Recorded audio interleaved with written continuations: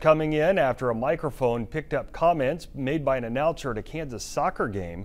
12 News Sports anchor TJ Cleland joins us in the newsroom with the details we've learned here in a story new at 6. TJ?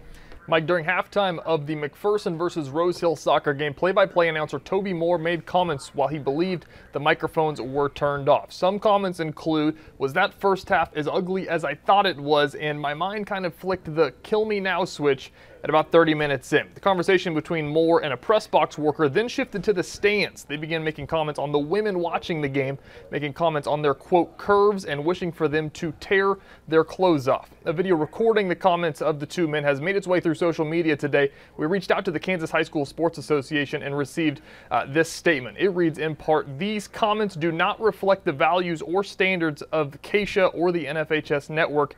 It reads on, the NFHS network, has assured us the individual and other press box personnel will no longer be affiliated with any Kansas postseason games for the NFHS network. We have a story up on KWCH.com. You can read the full statement as well as a statement from the NFHS. Mike?